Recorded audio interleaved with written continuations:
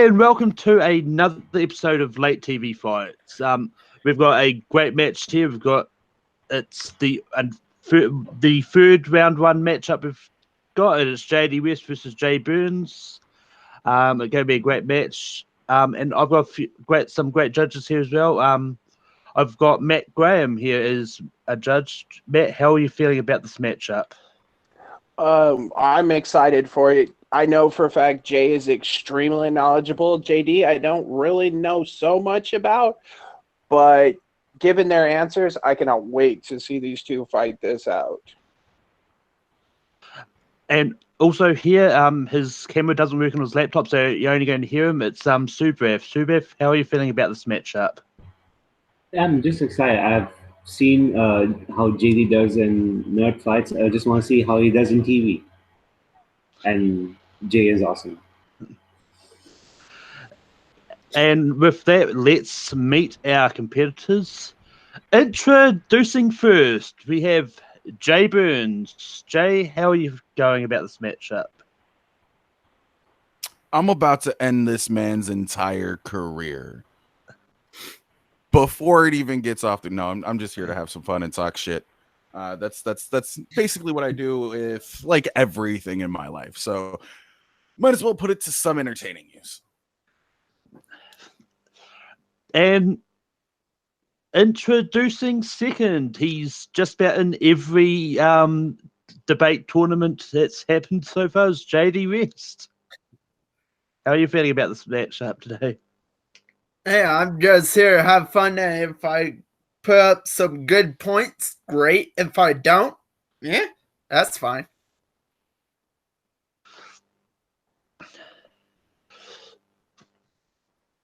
But yeah, this is going to be a great matchup. Our competitors are really pumped for this. But with that out the way, I'm going to give a rundown how it works. Each competitor gets 4 prepared questions. They've prepared their answers and all that. And they get a 90-second opening, 5-minute freeform, and 1-minute closing. They do have one extension should they choose to want to use it on either their opening or closing only. So they can keep that in mind if they want more time, if they feel like they need more time for closing.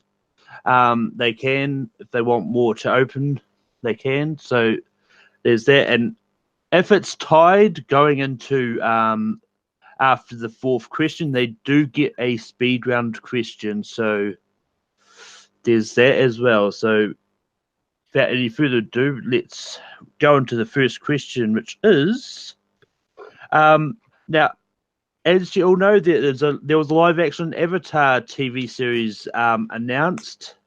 So I thought a fun question to ask them will be, who should they cast in the role of Aang?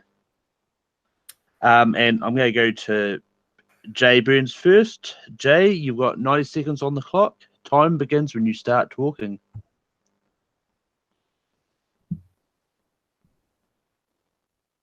Aang is a character that doesn't really have a lot to say. What he says with his physicality, with his ability to use martial arts. So I'm choosing a little bit of maybe a dark horse pick here, a pick that you guys might not understand, but we can get into that in free form. I'm choosing David Matsuos, the guy who plays young Bruce Wayne in Gotham. If you look at this kid's track record, he has nothing but physical roles in his lineup. He knows how to fight. He has martial arts training. And a lot of people will say that he's not a good actor. I disagree. He's a decent Bruce Wayne. He's a better Bruce Wayne than we've seen in a long time. So, yeah, David Matsuos. Finishing with some time left on the clock. See how that strategy pays off. And JD West, you've got 9 seconds on the clock. Time begins when you start talking. Aang has as fans of the original anime series, me being one of them, Aang is about sense of humor, plus physicality. So I figured, what better way to combine the two than in a young up-and-coming actor who has many notable roles as of now, Ryan Potter. He's shown he had sense of humor in Super Ninjas as Mike Fukunaga, also with the physicality, mind you. He's shown he has physicality in the video where he basically auditioned to be Robin, and he has a sense of drama and just comedic timing in Big Hero 6. So if you want a character who's an actor who is perfect for Aang, you have to have drama, sense of humor, physicality. That's why I picked Ryan Potter. And finishing right on time, we'll see. That's definitely interesting. Just setting the clock for 5 minutes. So we have Ryan Potter versus David Mazoros. I can't even pronounce his last name. Matsuos, and it's David. But yeah, but and with that, 5 minutes is on the clock. Free-form debate will start when someone starts talking. You really want to whitewash Aang again? See, that's the funny thing about it. You say it's whitewashing. The man is Tunisian and Greek. He's not white. So pull that card and throw that shit the fuck away. You really want to pull a kid who hasn't done anything but 2 roles outside of talking into a microphone for his entire life? Yeah, he had a video where he tried to be Robin. Guess what? He couldn't because they didn't want him because he's not that good. At least my kid, Batman. Doesn't matter what you say. Doesn't matter what you think. He has the physicality for Aang. He has the dramatic need for Aang. I can point you to 5 seasons of Gotham if you both comedy and drama. It's a dry humor, but it's still there. Yes, but you said he's not white, which I'll give you, but it's still whitewashing to an Asian character. No, it's not. That's just it. Yes, it is. It's not, because he's not white. You can't use whitewashing as a term if the person's not white. That's not how that works. Whitewashing, whatever. Jesus. The kid's he's African and Greek, dude.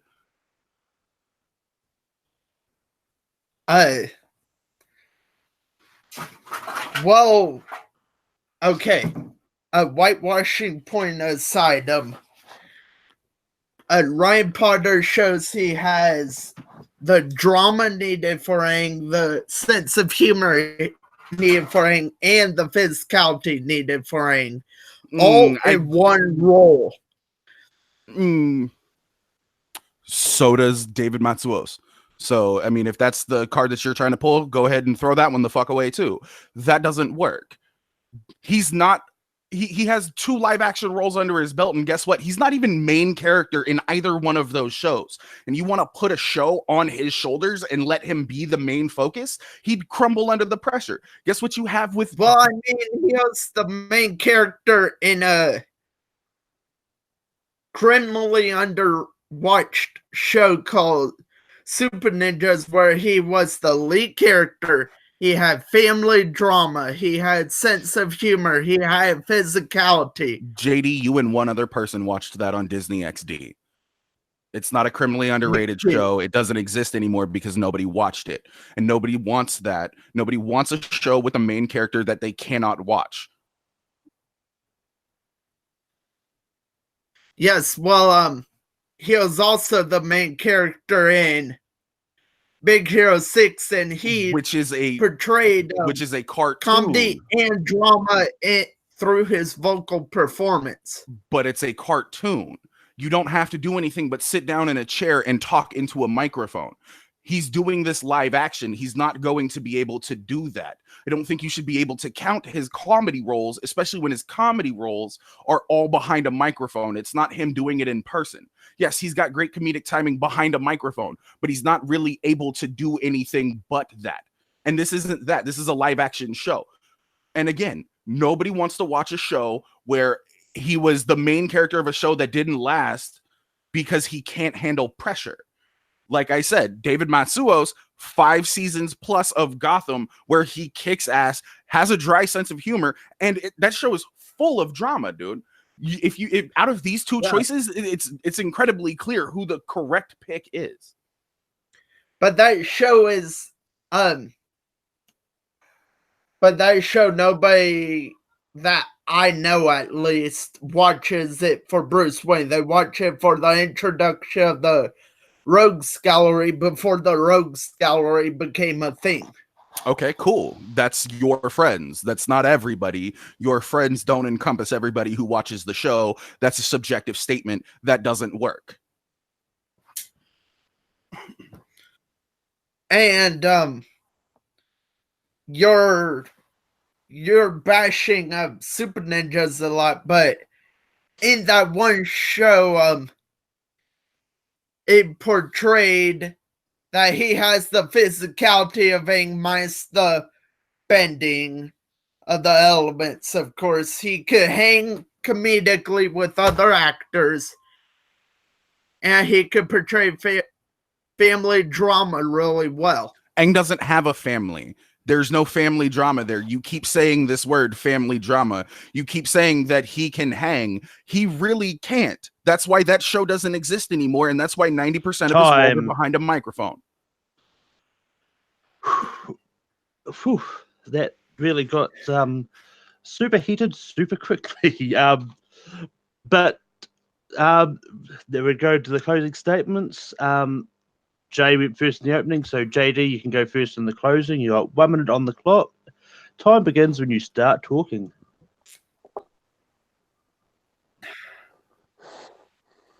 Like I said, when you're thinking, you think comedy, drama, physicality.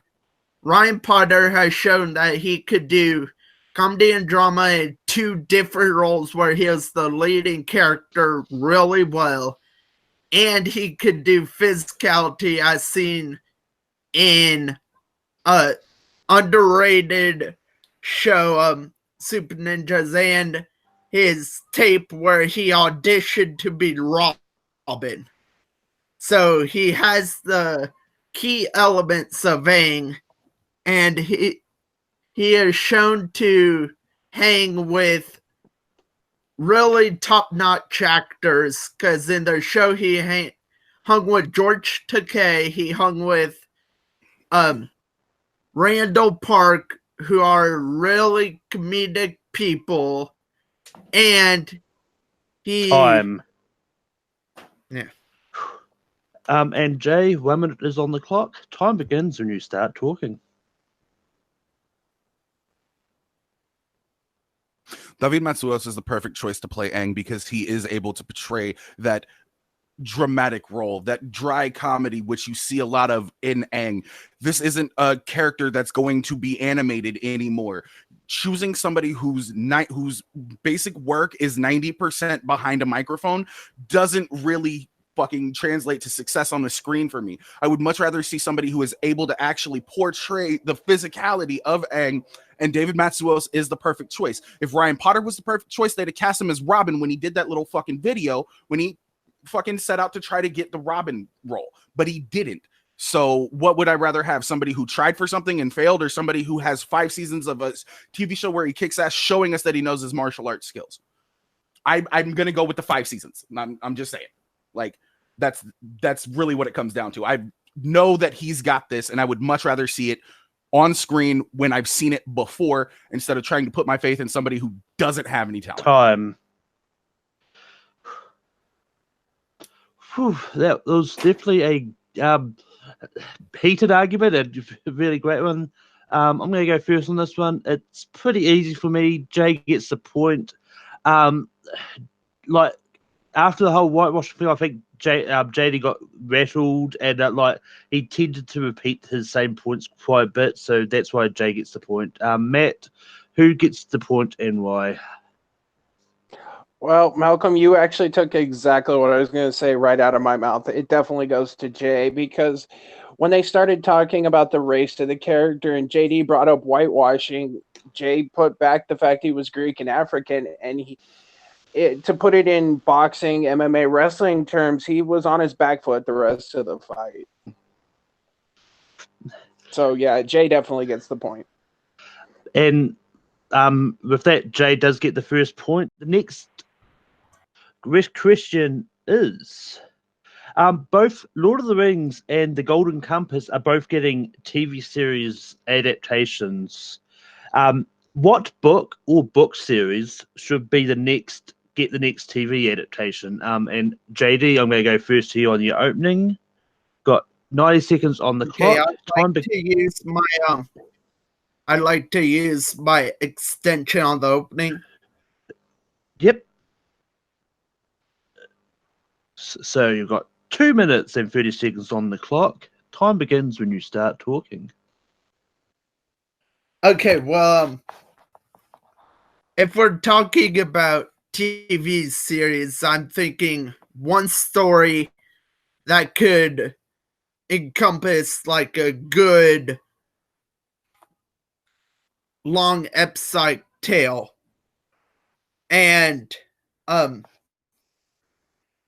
lot of people have been rallying behind this option as a TV series, so I'm picking Percy Jackson and the Olympians.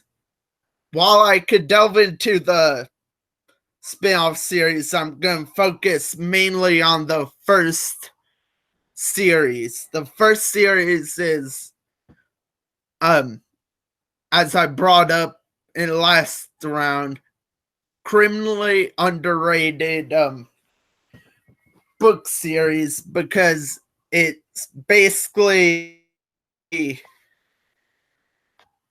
modern Odyssey meet the Odyssey and Iliad meets Harry Potter. So basically, you have this kid Percy Jackson, who is the son of Sally Jackson Poseidon, who goes on these epic mythological quests to retrieve Zeus's master bolt, and has to encounter many different monsters, from Medusa to Echidna to the Chimera, and so on and so forth. And it's really a modern Greek epic of how this book series is, and an epic of that proportion needs to be told in episodic format. And it's time. Alright, so Jay is next up for the opening. You got 90 seconds on the clock. Time begins when you start talking.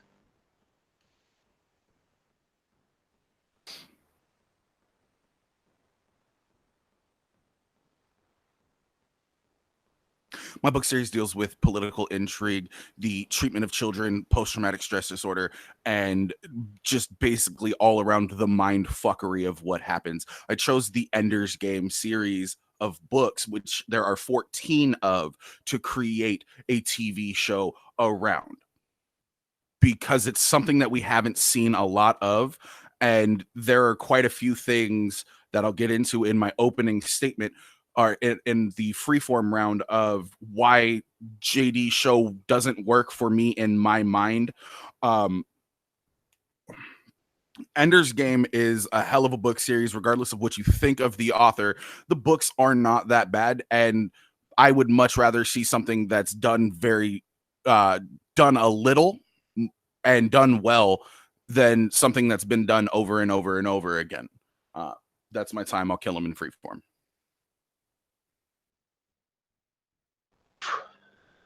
So, Ender's Game versus Percy Jackson. It should be a fun debate. And 5 minutes is on the clock, and the freeform just starts when someone starts talking. I'm gonna say it right now. I don't need another young Hercules show. I don't need another Hercules show. I don't need another Xena show. The entire Greek mythology thing has been done to death, and just throwing it into the modern age isn't going to solve that. At least what I'm doing is using a future where aliens have invaded and we have to fight them, and the kid's basically the chosen one, but it's more entertaining because it hasn't been seen 30,000 times in the last 20 years.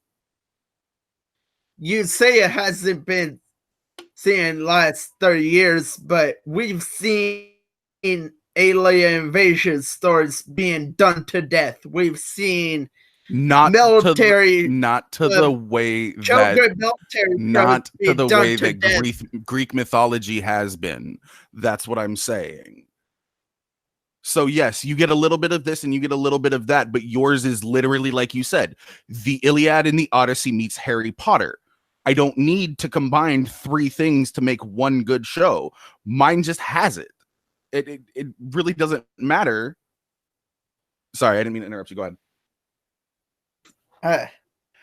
That's fine. Well, the main reason I brought up the Iliad and Odyssey is because it happens throughout the main series and the spin-off series where it's the Iliad and Odyssey, but basically you have a 12-year-old kid who has never heard of these Greek monsters, and then he's pitted up face to face against some of the biggest ones, and sometimes he wins, sometimes he doesn't. And he is basically brought to near death in the first book series because he is such an untrained fighter. So through the series, you have this wonderful arc of an untrained hero going to face off against these titans, pun intended, in the 5th book, and then going forward, he deals with the giants, he deals with the mother of everything. And okay, I'm gonna take some time here because I need to be able to get some words in edgewise. At this point in time, we chose books that have a very similar character arc for them. My only issue is the Greek mythology thing. It's the dead horse that everybody keeps beating. We don't need that. I would much rather see something akin to a Star Trek or a Star Wars with an unstoppable alien force that lo and behold, spoiler alert for a fucking 40-year-old book, aren't really bad things. They're just looking for a place to fucking live. And this kid has to deal with destroying that entire race and finding something and finding a world for them. So yes, you have somebody who does something incredible. You just robbed Captain Marvel. She was a kid. That's how they played the scrolls to be. She was brainwashed to Ender wasn't brainwashed. So thank you for continuing. Like move on from your point, because you're not making a fucking salient point right now. You could have just compared it to Captain Marvel. You don't need to fucking go into fucking description as to why. You're hurting your own argument there. Guess what? Things can happen. Things can have the exact same shit happen in a fucking movie or a TV show or a book. That's what happens. But I would much rather see it done for a TV show that isn't the Greek mythology cycle over and over again, because we've already gotten that. I want to see something new. And guess what? Ender's Game would be new. It would be refreshing. It would be a change of pace from everything that we've seen, because it's not Harry Potter, it's not the Iliad, and it's not the fucking Odyssey, which is all we get, because that's all you said about your fucking show.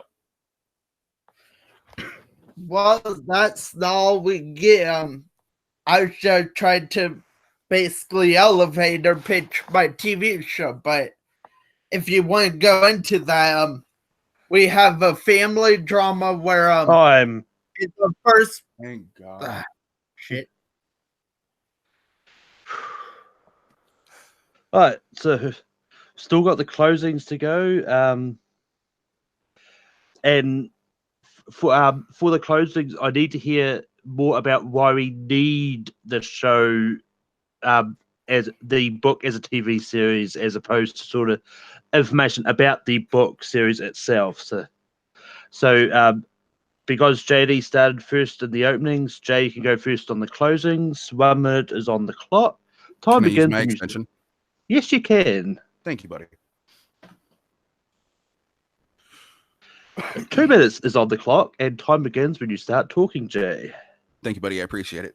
So Ender's Game is one of those really complicated books that it sucks that you have to try to condense it down into about 7.5 minutes. I'm not going to give you an elevator pitch. I will tell you that this book series is fantastic and deserves to be on TV because it's not something that we've seen. It's unique and it's original. And if you put it on something like Hulu or an Amazon or even a Stars, people would watch it. But I'm sick and tired of hearing the same story rehashed over and over and over again when it comes to the Iliad and the Odyssey. We get it. Changing it up, putting it in the modern day isn't something that really needs to be done. It's boring. It's tired. What I would like to see is a show set in a futuristic world where aliens aren't necessarily your best friends, where they are out to, they have their own means, they have their own ends, and it's trying to find a common ground. I would much rather see the destruction of a little child's psyche, and call me fucking dark and sadistic all you want, but I would much rather see that and see how he tries to grow and heal beyond that and become a better person than watching some kid fight a big ass monster and then almost die, but not really because he's basically Goku, and come back. I want to see a human story, even if it's set in an extraordinarily not human setting. I think that would be the thing that we really need, because at this point in time, it is Lord of the Rings. It is the fucking Golden Compass. It is Harry Potter. It is the fucking Percy Jackson. That's all we've seen. We need something new. We need something fresh. And with Ender's Game, that's what we would get. And that's the time. Jay, you've got JD, you've got 1 minute on the clock. Wrap it up into a nice bow. Time begins when you start talking. It's so much more than just a Greek mythology story. In the first series, you have a kid and his mom who has to deal with an abusive stepdad. Book 2, you have to deal with the main character having a friend that is basically disabled and he has to stick up for him. In the third series, you have to deal with basically 2 closeted gay characters that have to pretend that everything is okay when one of the character's sisters die at the hand of the main character. In the fourth series, or in the fourth book, you have And time. Shite. Right, so that was a really interesting debate. Super F, I'm going to start with you. You are muted. So who do you think gets the point? It's to keep it short, I'm gonna give it to Jay just because he was able to get things out more about his pick, and the fact that he said that JD's pick is oversaturated and we don't need the same thing over and over again. And JD was I didn't really see how JD was able to counter. He did counter, but Jay was able to counter back, and yeah, my point goes to Jay for that. I'm going to go next on this. My point's easily going to go to Jay as well. Like, he managed to get more about sort of why we sort of need Ender's Game as a series and why it'll be the better pick.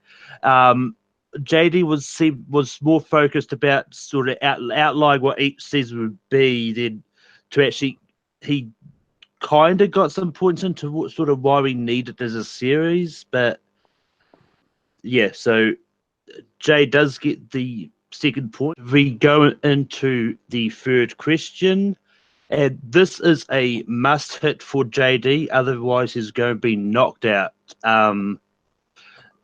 So the question is, what sitcom had the funniest cast? And Jay's going to go first on the opening. 90 seconds is on the clock. Time begins when you start talking.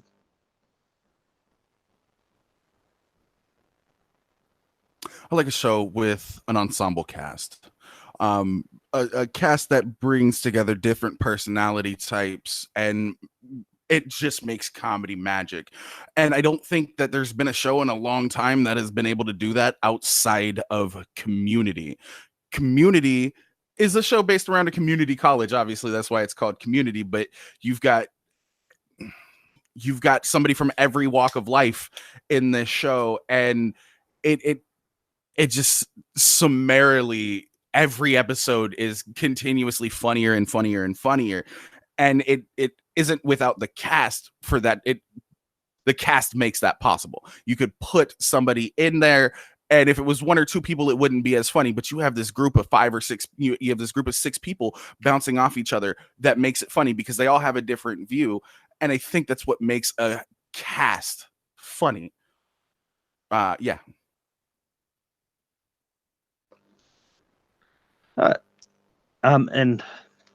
JD, it's back to you for the opening. 90 seconds is on the clock. Time begins when you start talking.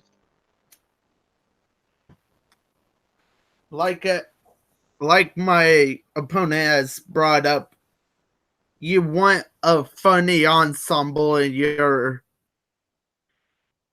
sitcom. That's why I chose How I Met Your Mother. It has so many comedic upbringing stars that have risen up into greater comedy. You have Jason Segel, who has done many romantic comedies, many comedies. You have Cubby Smulders, who actually ascended to be Maria frickin' Hill in the MCU. You have Neil Patrick Harris, who has ascended to do many different he was a child actor, but a lot of people recognize him as Barney Stinson in this show. You have Allison Hannigan, who is one of the show stealers in American Pie Band Camp. And you have so many funny people in this show. That's what makes it a sitcom. Even from the small-time characters like Russian Lily and Russian Marshall. Time. All right. How I Met Your Mother versus Community. It's going to be a fun battle. And just to reiterate, you do need this point, JD. 5 minutes freeform is on the clock. Time begins when someone starts talking. The only 2 funny people in How I Met Your Mother are Marshall and Barney Stinson. They all come from the same type of background. They're all white, and you spent a majority of your opening talking about how they've ascended. Neil Patrick Harris was already good before that. Jason Segel was already in comedies before that. Allison Hannigan arguably had a resurgence with that role, but hasn't been in anything else. And Cubby Smulders grew up to be a side character that nobody even talks about in the fucking biggest movie franchise of all time. Cool. You've got Donald Glover, one of the biggest multi-talented individuals on the face of the planet, from a stand-up comedian to a musician to a producer to a man who got his own TV show. He is one of the key parts to this. Him and Abed, when they do Troy and Abed in the morning, are comedy gold. But when you throw Joe McHale in there, when you throw Allison Brie, Chevy Chase, when you throw them all together, you get this melting pot of comedy. When I watch How I Met Your Mother and they're sitting at Flanagan's bar, wherever the fuck it is that they're sitting, they're just bitching about their lives. They're not doing anything to better it. That's not funny to me. It's not diverse. They're just a bunch of white people complaining. If I wanted that, I'd watch any other show on TV ever.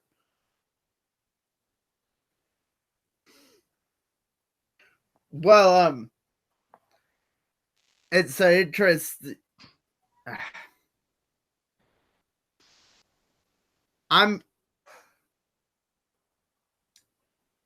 Some of the guest stars are the funniest on the show, and that's not the question. The question isn't about guest stars. The question isn't about guest stars. The question is about the funniest cast. That means the main people. Guest stars don't mean shit in this argument.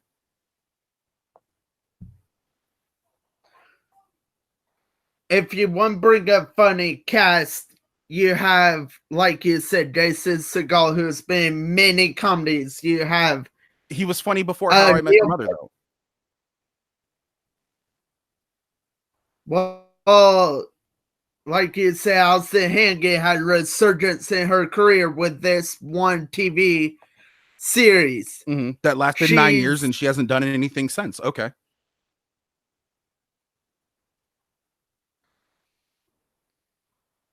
Can I forfeit the rest of my time?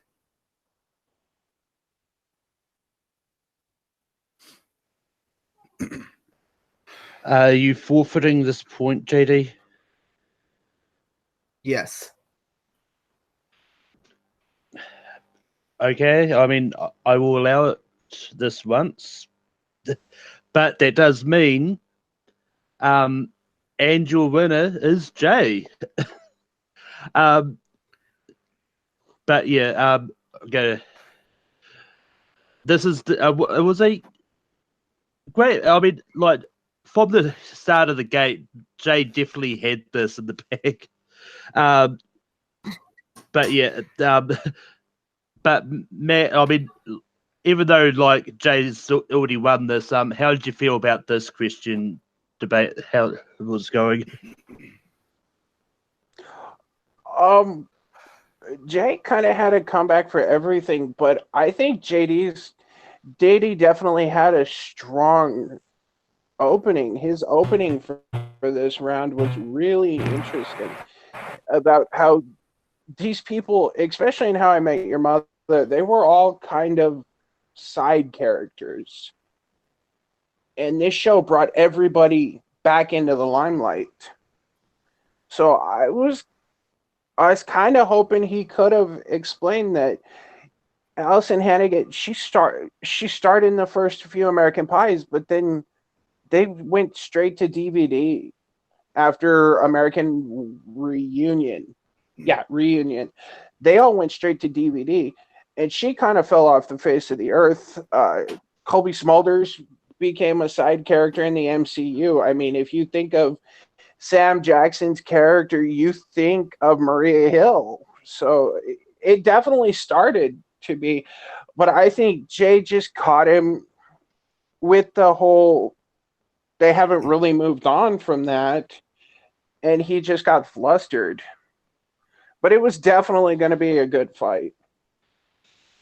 Yeah, and Super F, sort of how did you feel about sort of what we got from this argument? I mean, yeah, just like what Matt said, like, Jay had a comeback for everything that JD is trying to say.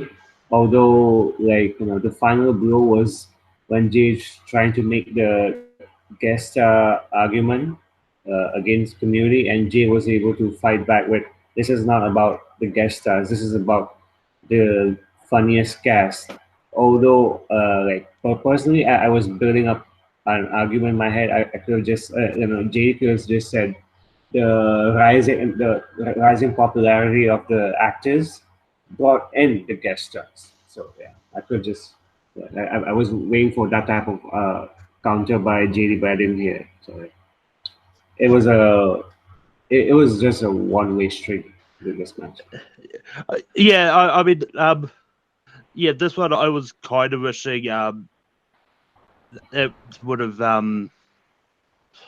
JD would have stuck out, but I mean, like when you get like I've known firsthand, when you get flustered, you too tend to sort of like think, should I keep going or should I just stop? But with that being said, we'll go to post match interviews. I'll go to JD first. JD, like with that last question, so how did you feel about how the debate went and sort of and all that? Well, Subra has been in a match where I've had this exact same scenario. I've gotten flustered in the third round and just forfeit my point because when my back is against the wall and I'm berated, I'm really scared to charge forward. I'm not that good of a debater, and when Jay was just berating me with points, I was scared, to be honest. Because he is such a good competitor. I'm not that good of a competitor. Like I said in my opening interview, I was just here to have fun and maybe win a point, but then he just kept berating me with really good points, and I brought up really good pretty decent post like combative stuff in the first two rounds, but in that third round I was like, it was basically he was sucker punching me up against the ropes, and I did not know how to deal with that. Yeah. Do you think sort of part of the reason why like you're all over the place the arguments was because you had so many other tournaments to prepare for arguments for? Do you think that could have been something that could have impacted in your head there? Well, that and I'm a shit debater, so. You're not shit. I've seen you do some good. You can be good at debating, but with that, we're going to go. I'm basically the Josh McCougar and Mike Carlson of this. Just Mike Carlson decides to get points, and Josh McCougar just gets none. So I'm somewhere in between the two. Yeah. On a good day, I'm Mike Carlson. I could get a lot of points if my competitors are evenly matched with me. Other times I'm like Josh McCougar with better opponents. I'm kind of like, why do I get points? Type thing. But anyway, with that, we're going to go over to our winner today. Jay, how do you feel about your win? That's an empty victory. I kind of wish he would have stuck through. He had some solid points in all three rounds today. Sometimes it just sucks. I was in the exact same spot just a couple weeks ago when I got sprung with who was the best lightsaber fighter, who's the best lightsaber duelist in Star Wars. And 2/3 of my argument got thrown out because I was under the assumption that it was all of the movies and the TV show, and it was just the movies. So I had to fight an uphill battle from there, and I wanted to give up. I wanted to quit. I was like, this is shitty. We've all been in that situation. JD's not a bad debater. I'm just really good at coming up with shit to say about stuff sometimes. You know, that's the way it happens. It sucks that like we didn't get to finish the round because I was really running out of shit to say at that point. So he could have made a colossal comeback, and as my track record shows, I'm shit in the speed round apparently. So it could have gone either way. But JD, I appreciate you being here, brother. I don't want you to take like my irritation and my anger as like I don't like you. I think you're a fucking awesome person, bro. I just get heated when it comes to debates. But with that, we've come to the end of another debate here at Late TV Fights. So from Jay, from Matt, from Subrath, and from JD, we bid you adieu and don't change that channel.